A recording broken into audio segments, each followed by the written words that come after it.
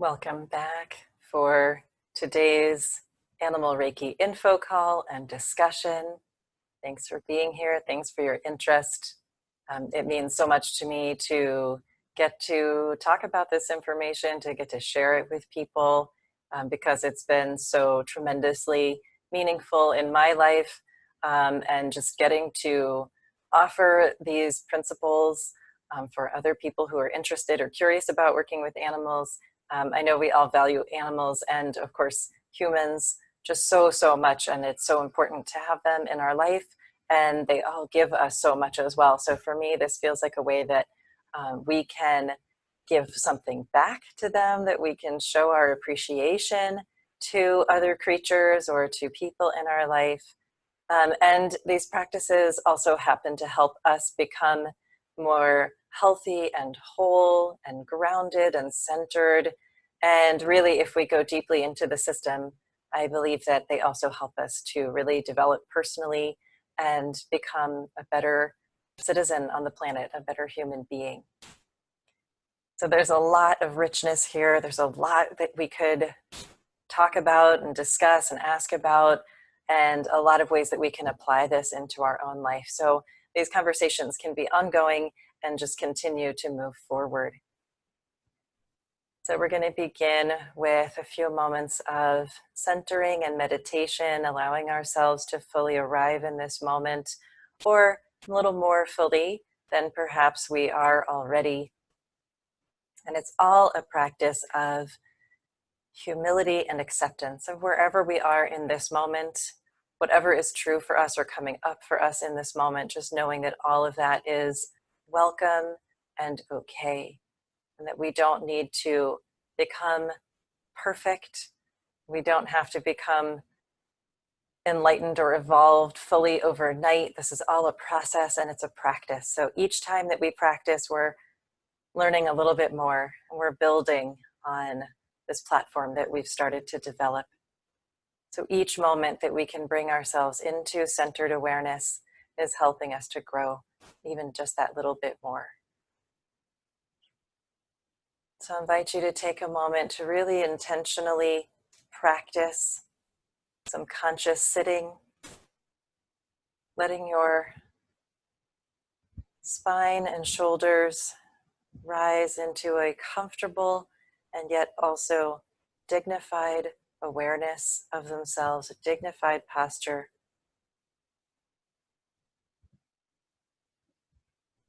Letting the breath have freedom to move with the space that this opens up inside of ourselves physically.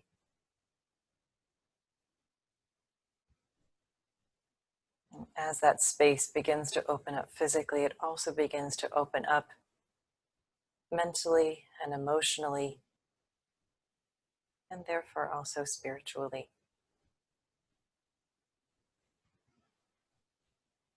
Beginning to let that breath become mindful and aware, moving in through your nose, filling your lungs, and then also allowing your belly to soften and expand with each breath. This may not come naturally at first, and this is another wonderful way that we can practice intention and mindfulness.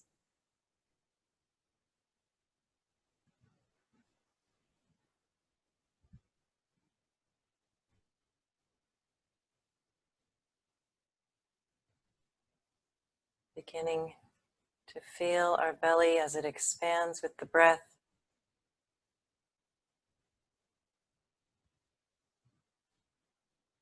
And as it gently descends as we breathe out.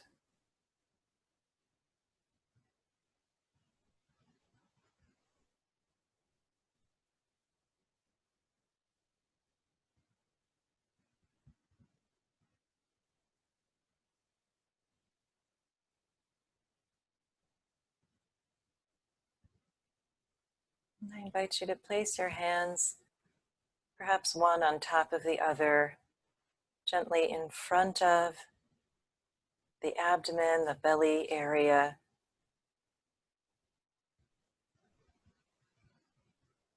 And as you breathe in,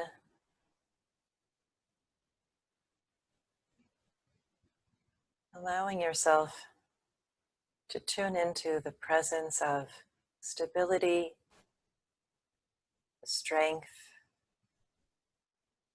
a calm, quiet presence inside yourself in whatever way this has meaning for you at this time.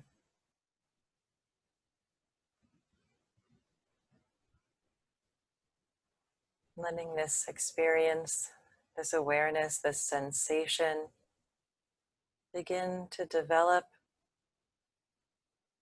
around your abdomen, the hara, a focal point for the mind, and also something of much deeper meaning.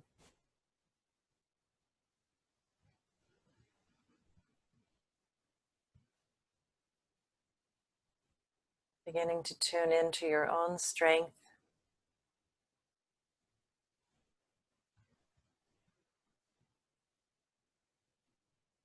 and letting this sensation begin to expand throughout your body.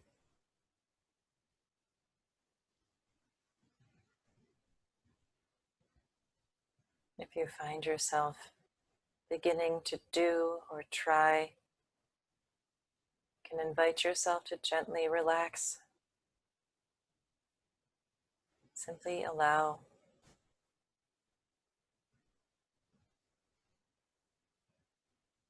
Not always so simple, but a good practice.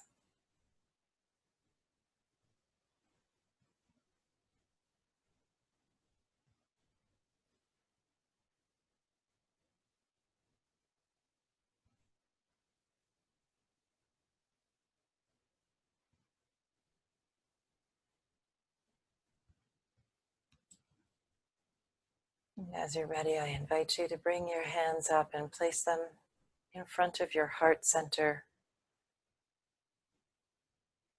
And begin to feel a sensation of your inner presence and compassion, your oneness with all life, all beings, your surroundings.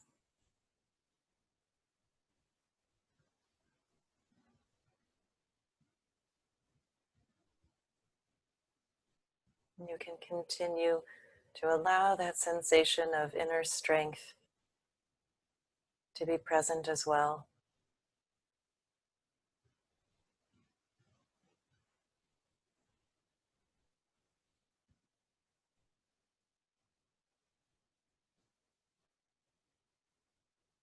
So that you are practicing an awareness or a feeling of calm, quiet strength, overlapping with, intermingling with a sensation of interconnection and compassion.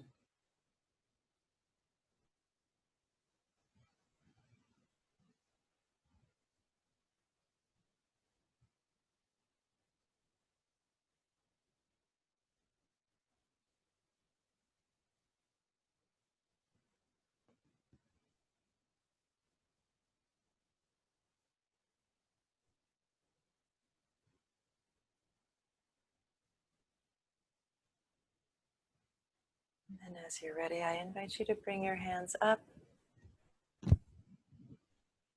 holding them gently in front of your forehead area.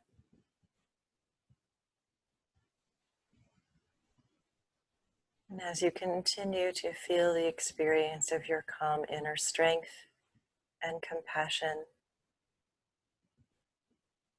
I invite you to hold a gentle awareness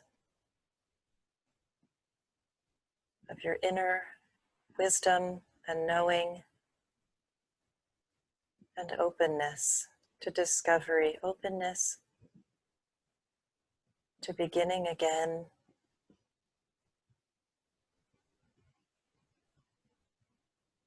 openness to simply experience and welcoming learning as a process.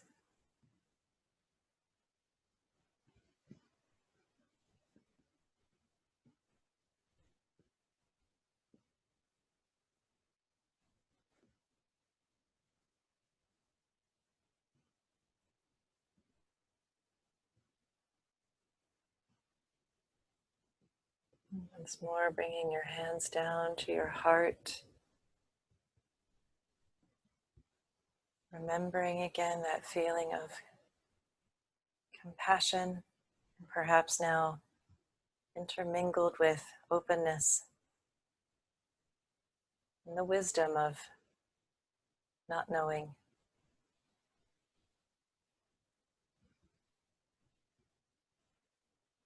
The wisdom inherent in interconnection.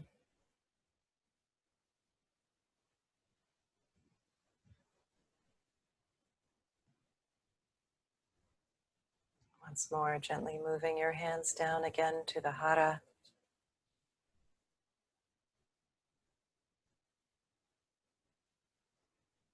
Rooting all of these experiences in, gently feeling our presence, our awareness, being grounded.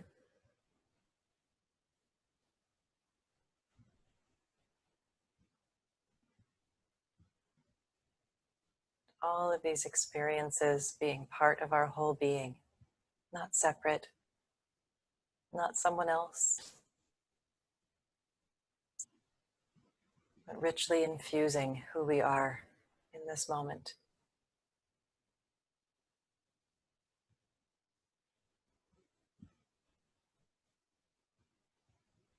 Letting yourself feel the presence of that, feel the truth of that, feel the harmony of all parts of yourself, supporting each other, being in wisdom and truth with each other.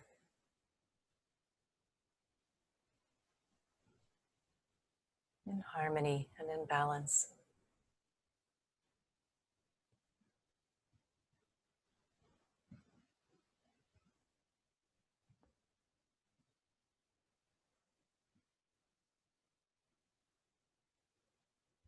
And as you're ready, you might like to place your hands in Gasho, prayer position, feeling a sense of reverence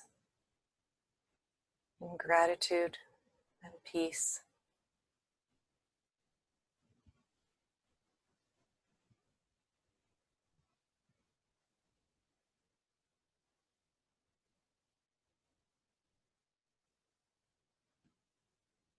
As you're ready, you can gently bring yourself back into this space. Of course, we never left this space. But when we're visualizing, sometimes we might feel as though we were having another kind of experience. We can bring all of those experiences with us forward into our next moment together. So our discussion today can take some new directions. Some of what we've been talking about so far has so many other elements to it, and of course we could go in many different directions with our learning and our thinking and our experiencing. So I thought today I would share some things that I find particularly informative or meaningful within this practice of Animal Reiki and its foundations in traditional or Japanese Reiki. And if you go back to some of the other videos, you'll gain some more insights and information into those practices and what I mean when I use those terms, where I'm coming from in my studies and in my teachings and my practice. So I invite you to do that as well. So one of the things that we were talking about in the last call, we mentioned a state of mind that this practice invites us to hold when we are offering Reiki to another being, whether an animal or whether a human. They're all part of our practice. And when we're working with humans, actually, we'll come back to this in a little bit, but when we're working with animals, we have ways of also including humans in that practice. And then we'll also talk a little bit about some opportunities that open up for us when we are learning for volunteering with Reiki and Animal Reiki, and that's something that's been really special for me as well. So I'd like to share a little bit about that today too. So one of the things that we, I think, started to touch on previously that could be highlighted a little bit more in this sort of state of mind of Reiki, and also what we might think of as a professional or ethical practice of Reiki, is a mindset that we are not, when we are offering a session to someone, that we are not there to fix them or change them or heal them, that this healing is a self-healing process, and we can only, in that sense, we can only heal ourselves. So one of our roles as a practitioner or as a volunteer or as a student who's practicing, we're not then taking on an idea that we are there to magically repair someone else, or that we could even know what healing they need. And I think that's really important. I think that's something that we see come up a lot, especially when we're excited and we're starting out, or sometimes coming from the mindset of the culture that we've grown up in. I can speak for myself and the way that I grew up and how that manifested when I first started learning Reiki, that I somehow had this idea that had come along through other experiences that I needed to have all the answers, that I was responsible somehow for telling someone, for determining what they needed, or telling someone what they needed and how I was going to help them with that. We do have certain professions that have certain training that gives them the right or the responsibility to do those things. For example, a licensed medical professional, right? They have specific training that gives them the kind of an authority or permission to try to diagnose others and to try to tell them what's wrong. And of course, everybody's just doing their best with the best tools that we have and the best information we have. So we know that sometimes even those things are one's best assessment of a scenario. What I actually find with Reiki is that we don't have that role.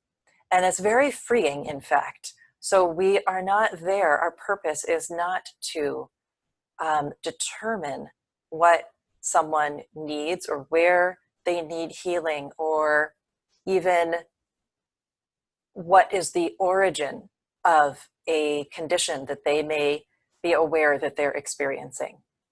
We don't need to know the source of that issue. Our role is first and foremost to deeply practice for ourselves, so that we are continually improving ourselves, so that we are becoming more grounded, so that we are becoming a more stable and open and loving and compassionate presence in the world in general. So this applies in our own private life. This applies in our own private thoughts, in our inner landscape.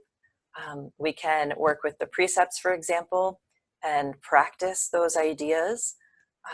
We can discover and explore for ourselves, how am I maybe not being compassionate towards myself? And then we can apply that, and we can practice, and we can observe over time ways that we become more compassionate in our own inner thoughts, in our own inner language.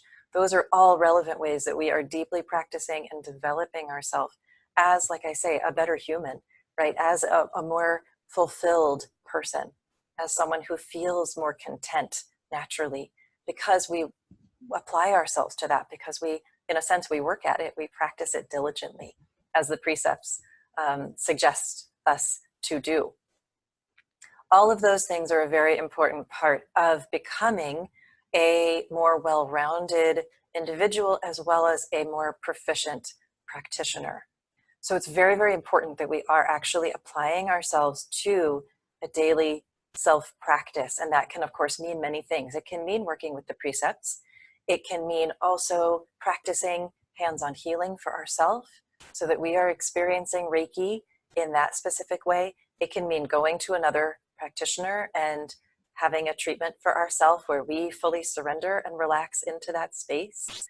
It can mean practicing our meditations within the system of Reiki, so Joshin Kokyuho, Seishin Tuitsu, Hatsureiho, all of the different meditation practices that we have, chanting the precepts, working with the mantras. All of these elements within the system are very important for helping us to become the most well-rounded and fully realized practitioner that we can be. And we could actually really apply ourselves to that on a daily basis and never offer an intentional, structured treatment to someone else. And that would be perfectly fine too. We could really embark on this path as a personal development and spiritual development practice. So if you happen to be on that path, just know that there is a total affirmation for you that that is a completely valid way to be practicing. And if you do feel drawn to practicing with others, with that intention of helping to create a space for them in which their own self-healing can have room to occur, just know that also is a really valid and wonderful way to practice as well. But just keep working on those other parts of the system for yourself so that you can continue to grow. And it's really important for self-care. We have a lot of different roles in our life, responsibilities, ways that we need to be fully present and show up for others. So continuing to practice every day just for ourselves, it is an act of self-care, and it's also an act of being there for others. So it's very, very important that we do that.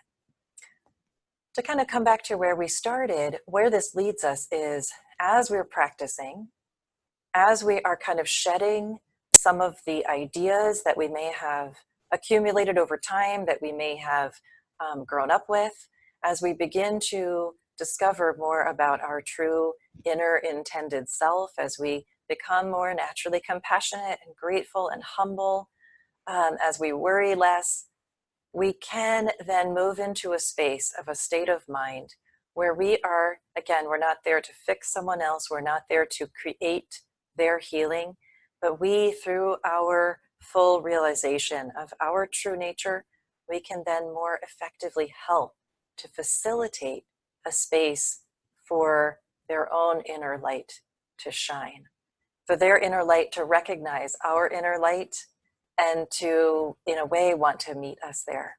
So the more that we're practicing, the better able we are to help facilitate those spaces. So that's a language choice that I really like to use, rather than saying that we are healing someone else or that we're healers. We're facilitators of healing, or we're practitioners who are helping to create a space in which someone else can have that kind of experience, who maybe doesn't know how yet to do it on their own. So it's a really, really wonderful and amazing and such a blessing to get to experience. For us as practitioners, I think that can immediately put us into a deep state of gratitude and humility, just to get to share that feeling of interconnection and compassion and oneness with another being. It's really, truly amazing. And it goes so far beyond words. That's why I feel like animals is one of the ways that we can learn so much working with animals, because we are not having usually or often a verbal relationship with them where that communication is happening both ways verbally. We, of course, animal lovers often do talk to our animals, but we're not hearing back in our own native language the same kind of exchange. So we have to grow in a way where we can be present with them and not rely on language. And then the extra step with that is when we are actually practicing with them in this way, when we are holding that space and when they are willing and they need us there in that space, the experience of that for me goes so far beyond language. It's so far beyond what I have the words to express or really to effectively communicate. I do my best to try and convey what that feels like, but it's just so incredibly beautiful. And really it can be a very emotion opening experience to feel this kind of deep inner heart connection with another being. And especially if it's a being you've never met before and they're willing to go into that space with you, it's so incredible. So I think there's a lot of wonderful reasons for continuing this practice for ourselves so that we can help others to yeah, have opportunities to experience that, and to also get for ourselves in a way to get to share that beautiful, incredible experience with other beings. I think it's very good for us. I think it's very good for the world, for the planet, for more and more of us to be able to have those kinds of shared experiences together. It changes our entire way of seeing the world. It changes our whole sense of us and them, or I and other. All of those kinds of definitions and structures begin to shift and change because we start to experience the world in a completely different way. And really, what better thing could there be when we get the opportunity to realize that there is another way of thinking? That's a pretty amazing experience too. So there's a lot here. But that idea of facilitating, being Reiki with someone, we talked about that in one of the other calls, one of the other discussions. So you'll hear me talk about that a lot if you continue to engage with me. The idea of being Reiki, this is a very suggestive, it sounds very tight and simple in 2 words, but when we start to practice that, it becomes a whole other practice itself. And that's what helps us to be in this state of mind, to be facilitating this space, and to know that it's not really about us doing something to someone else or fixing them or changing them. So I invite you to try that on in your own practice. If this is a newer concept, if this is something that maybe opens up an opportunity for you to begin to try playing with Reiki in a different way in your mind, and in your practice and in your radiance, in your whole way of being. So facilitating, I think, is a very beneficial language and a beneficial concept and a beneficial practice. So volunteering and humans in session. So I'll start with that second one first. I often get sort of a surprised response when I'm talking with someone about the work that I do, about my practice, about sessions that I offer and my classes. And it always surprises me a little bit, because I do sort of emphasize to people when I describe my work that I offer information about animal Reiki and traditional Reiki. And when someone finds out that I also offer sessions for humans, they're often surprised. And I'm not entirely sure why, because to me, we are all animals, we're all creatures, and I would never want to exclude humans from those experiences, because they are so amazing, as we were just talking about. So for me, it's like, yeah, of course, everyone's welcome to this practice. So yeah, I'm not an animal only person. And actually, in animal Reiki practice, humans are really a very important part of that offer and of that treatment experience. It's still completely by consent. So I never would force a human companion to an animal. I would never force them to be part of a treatment. It's always their choice, just as it is for the animals. I think that's really important. So I always hold in my heart a willingness and a wanting to honor each individual where they are at that moment. So there's never any judgment if someone doesn't want to participate in the session at that time. If they say, you know what, it's really just for my animal right now, it's really just what I want it to be is for the animal, then I say yes to that, and I go along with where they are in their comfort level. Because we never want to introduce forcing or judgment or anything where they would feel not accepted or not welcome. Or where their ideas are just not okay, not accepted. So it does open up some really unique and interesting opportunities for us, though. And again, all of this teaches us as the practitioner or the student so much about Reiki itself. So there's a lot of really great value in trying out sessions this way.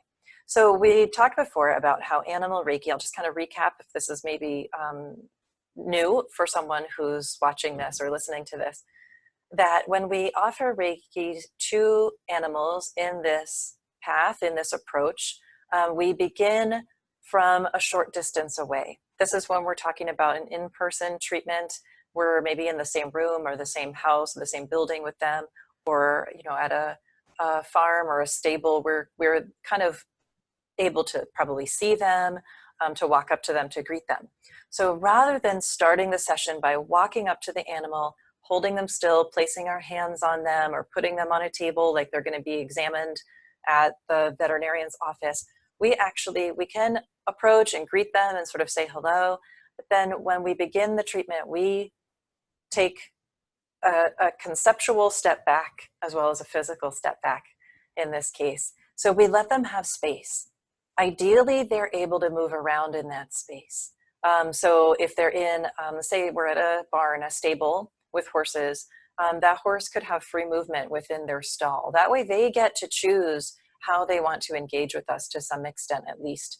And of course, we always adapt to whatever the scenario is. So I always say that if you're at an animal shelter and the shelter's preference is not to touch those animals, then this is a wonderful opportunity, because we don't need to touch the animals and we can leave them right where they are and help them have just that little bit extra sense of safety and security and personal space and respect and autonomy. That's what's so important about this.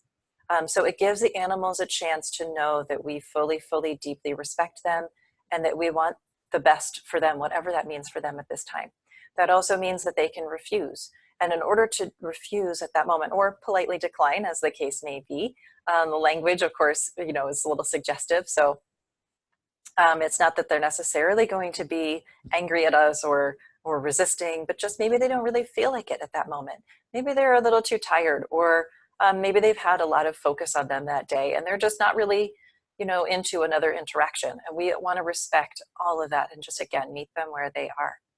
So this practice of not having to hold them still or not having to have them do something for us, for our well-being, is really helpful and really expansive. And the animals really feel that and they appreciate it. There are animals that will be comfortable with touch. And so if they have that free movement, we welcome them then to come up to us and maybe snuggle up against us or crawl in our lap or lean up against our side. All of that is then a possibility for them too, in a lot of those cases. And if we don't have that permission or that opportunity for touch, just know that's completely fine too. This is all still a very effective practice. And sometimes even more so, because we don't introduce an extra layer of stress for them. Maybe if we're a stranger and they don't know us or trust us yet, this way we don't need to add a component of stress for them. They just get that extra comfort and space. So we can have that all in place, and then we can also invite the human companion to be part of that session experience as well. And if they're interested, if they're willing, if they're curious about Reiki, maybe that human has never experienced Reiki before for themselves, this can be a really exciting opportunity for them, or an intriguing one, where they may feel willing then to be part of the treatment, to observe what's happening for their animal, and maybe to get to experience some of that healing benefit for themselves as well. And of course, intention and willingness is so important. We can't force someone to want Reiki. We can't, and we shouldn't try. We can't make someone be interested in a topic. I'm sure we've all had that experience with different topics in our life. Someone's either interested or they're not. And we don't want to introduce struggle or strain or ego into those conversations. So we can gently offer information. We can answer questions. We can ask if they would like to learn more. We can ask if they would like to try some Reiki, the same way that we would with an animal or anyone that we respect deeply. We always are going to let them have that opportunity to feel like their opinion matters and their wishes matter. So humans can be very much a part of our animal Reiki practice too. And I love those moments myself. I love those opportunities. And then I treat each one as unique and different. So I'm always open to a kind of creative negotiation of what that might look like, what feels best, what's the best fit for that person at that time, or that animal at that time, or both of them together. So you can play with that, and there's different ways to do that. Again, just being creative and open to different possibilities. One of my favorite ways is to invite the human to be, seated in, let's say we're at someone's house, and I'm going to offer Reiki to their cat or their dog or their rabbit or guinea pig or whatever it might be, snake, whatever someone might have at home. I like to invite the human to be in the room with us if they would like. And of course, that animal can still leave the room if they want.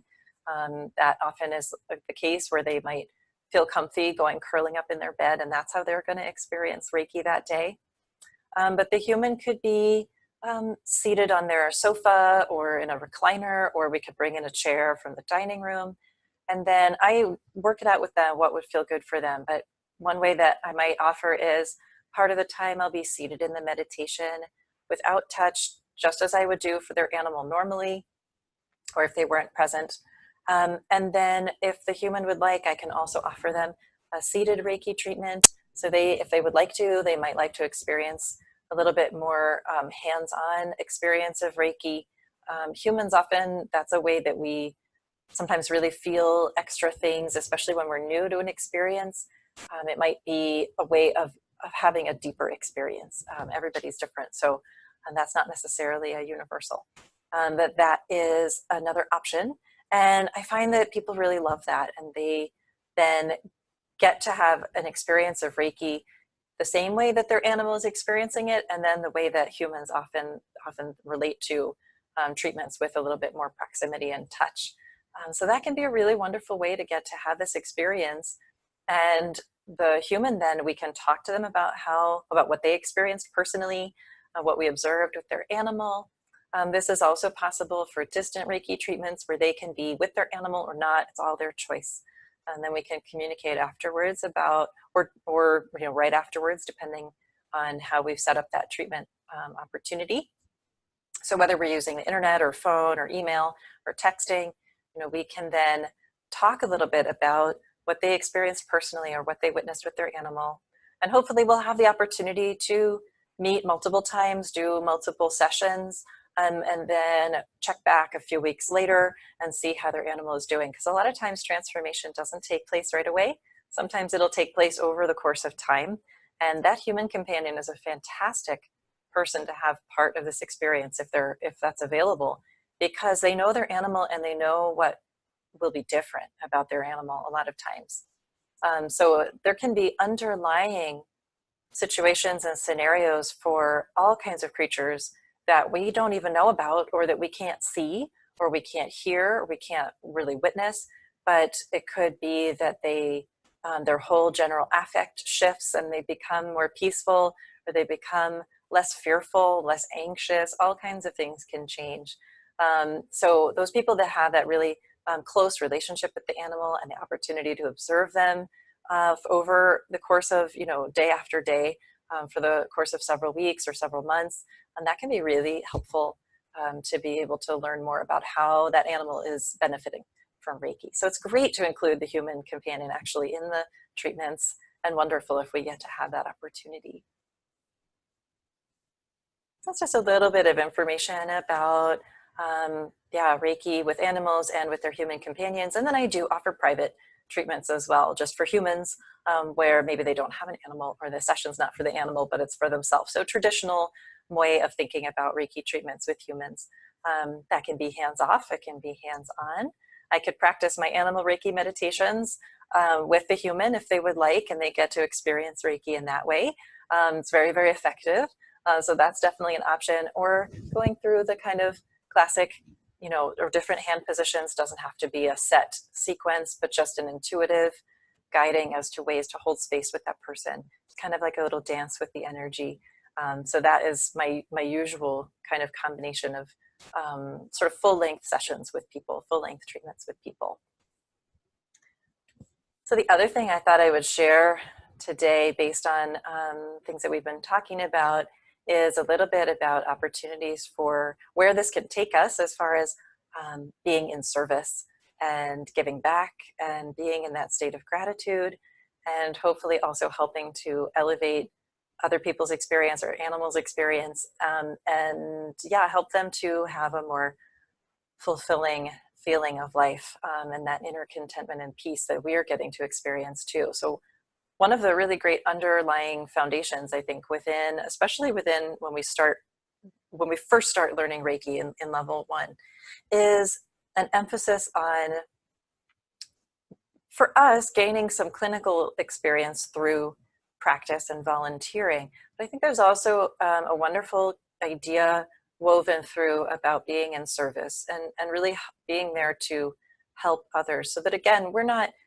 doing this as a selfish means, but really as a loving practice, as a practice of interconnection and compassion. So it really kind of makes sense to me that that is something that we find very much at the heart, and a wonderful opportunity, because we will just benefit so much as well from getting to have those experiences with others and really getting to hold that loving space with others. So volunteering is a really wonderful practice with Reiki and with Animal Reiki. And I always would recommend that someone goes through some very good, well-structured, full of substance training before they begin volunteering, because there are certain, I won't say exactly requirements, but there's certain learning opportunities that these kind of scenarios present for us. And we want to know that we are able to grow in the moment, in the process, and that we can take really good care of ourselves. So I think that's very beneficial for us as practitioners, as students, as volunteers, to have a good support system within Reiki and to know that we can be very well grounded even before we go into that volunteering. We want to be just offering the absolute best of ourselves that we can. So in a sense, even though we want to gain a lot of practice when we're just starting out, volunteering in certain scenarios can also really ask a lot of us. And so it can also be a more advanced process. So it's an interesting interplay between those two things. But again, I think it all reminds us to become open and aware and humble and non-judgmental of ourselves and non-judgmental of the scenario or of others. So it's all part of that practice. So some of the really wonderful ways that a lot of people volunteer can be with, for example, underserved groups like veterans, hospice environments, hospitals is a really interesting topic. A lot of people offering Reiki in medical facilities and hospitals around the world. Yeah, so, and also just schools for nurses and healthcare workers themselves. All of those are just really important populations, first responders, EMS, fire, police, anybody that you could offer Reiki to, their group or their corporation or their service workers, whatever it might be. Those are all really wonderful opportunities. And then with animals, there's a great way of bringing all of this together by offering Reiki in animal rescue settings. And for me, I like to offer both for the animals themselves, and as well, if I have the opportunity, to offer Reiki for the staff or the volunteers that give so much of themselves to create that space for wellness and recovery and adoption or rehoming for those animals. It's a very intensive way of life. It's very demanding. There's a lot of loss. There's a lot of, animals that don't make it.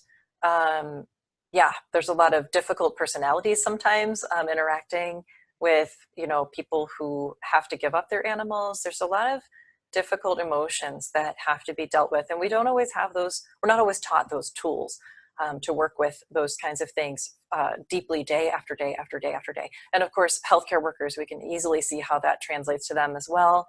Veterans, obviously, they've gone through very difficult situations, to say the least. So, things like PTSD manifest. And in a lot of the caregiving professions, compassion fatigue is a very real and dangerous experience for people. And unfortunately, there are a lot of people who don't know how to deal with that, or they don't have the support or an inner practice of self-care to be able to overcome that. So there's a very real benefit here if we can offer Reiki in a very gentle and respectful and professional way in any of these kinds of environments. We can hopefully help those people as well as the animals to be able to have a better quality of life, a better experience of life. So I think that's a really wonderful goal or mission or purpose for people who are learning Animal Reiki, to be able to also help support those humans. So they're a very, very important part of our practice. And the animals, it's so important as well, because a lot of them have been through so much. They may have been through trauma situations. They might have been abused, or their human might have just passed away due to advanced age. And then here's this, cat who's maybe already themselves a senior, and their beloved human is no longer in their life. So there's all kinds of different emotions that they can experience as well.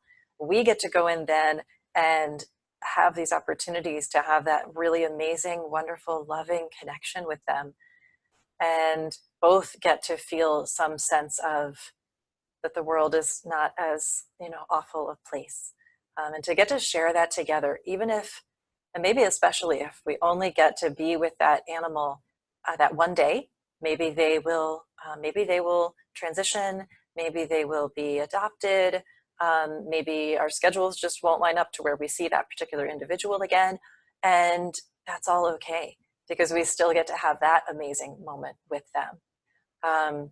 If we do get to offer Reiki to particular individuals in an animal shelter more than once, then all the better. That's amazing too. Often we do find that a lot of animals do seem to get adopted soon after experiencing Reiki, like maybe even within a couple of days. And of course, we always want to practice not going in with those kinds of expectations, and just having that really open mindset where anything that gets experienced is amazing and wonderful, and we're so grateful. But it is a really fascinating, possibly a trend. So that can be a really nice benefit. We also can see animals who, in a stressful environment, often the appetite can be affected or suppressed even. And that's another thing that I've heard from not only myself and my students, or people I know who are practicing Reiki in animal shelters, like all around the board here. Different people we've noticed in different places and in repeated scenarios that will often get to witness an animal going to their food bowl during the treatment at an animal shelter type setting. So that is a really good sign of them actually experiencing some relief from their stress, some relaxation, some trust and comfort. So that's actually, again, it's something we just want to keep going in with that open mind, and not looking for something like that to happen, or hoping or expecting or needing some sort of evidence to prove it to us. But it's just such a wonderful thing to get to witness an animal that does feel that benefit at that moment, if we do happen to get to witness that. So again, those are things that can show us that, yes, this animal is even benefiting possibly right in this moment. If they are just going into a deep state of relaxation and repose, maybe they're lying down. A lot of times I'm picturing right now in my mind a lot of cats that I've practiced Reiki with or offered Reiki to at animal shelters. And when they're experiencing Reiki and they're really fully willing and they're present with us, they have this beautiful look, this gaze on their face, that they just look at us with this love and affection and gratitude. And it's just an amazing thing to get to experience with them, to get to witness that, and just to feel so honored that they are allowing us into that place with them. So we may get to witness things like that, where we know that even if we have no idea any concrete ways or provable ways, demonstrable ways that that animal might be benefiting, we can see it with our eyes and just know, and we can feel it on the inside, that we're feeling this connection with them. So those are incredible experiences to get to have. And I hope everybody who is here maybe gets to learn Animal Reiki and gets to experience some of those moments of connection as well, or maybe with some animals that you have at home. Maybe this can help to deepen and enhance your relationship with them, so that you can have maybe an even more affectionate bond, or to show them all of those ways that you appreciate them so deeply for being in your life, and for all the joy they bring you, and the love and the comfort and the connection.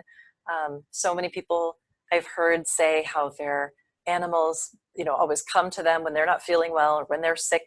The animal knows and is there to help provide loving space for them. So this really is something that may already even be in your life, that you may already be experiencing in some way, without this label for it, without this name for it. But this could be a way to really even practice it even more and be more intentional about that. And then get to experience it with animals you don't know that deeply or that personally. And just to see over and over again that we are interconnected, and that we are part of this beautiful experience on the earth together, if we're willing to go there, if we're willing to experience that together. So it's really, truly been so special. And that's why I love to share this information. So yeah, that's a little bit about volunteering, the benefits of volunteering. There are so many animal shelters and sanctuaries and rescues doing amazing work all over the place, all over the world, all over the country.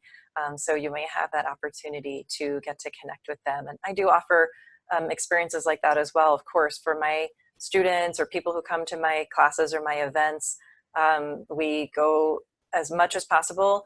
We'll have an in-person experience at a rescue type setting. So that could be with farm animals, it could be with cats and dogs at an animal shelter, just all kinds of different creatures, could be exotic animals.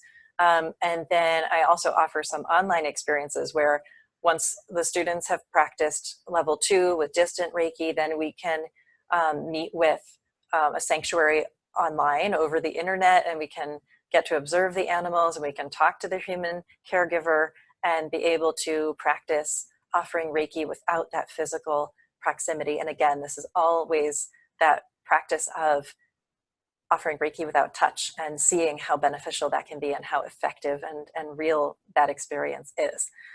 So lots of different things that we get to practice with that too. So yeah, I think that's our discussion for today. So if you have any other questions that are coming up from these topics, or if new questions are coming up for you that you'd like some more information about, feel free to get in touch, message me through Facebook or email or wherever, whatever platform you might be hearing this on. Feel free to reach out and connect. And yeah, join my Facebook group if you are on Facebook and you feel called to participate in the discussion or hear about other topics or other things that are coming up. I'd love to meet you and connect with you and get to know something about how animals play a role in your life, or how Reiki plays a role in your life, how these things are coming up for you, and how this is becoming meaningful and inspirational and hopefully enlightening and empowering for you too. So thank you very much for being here, and look forward to connecting with you again in some way.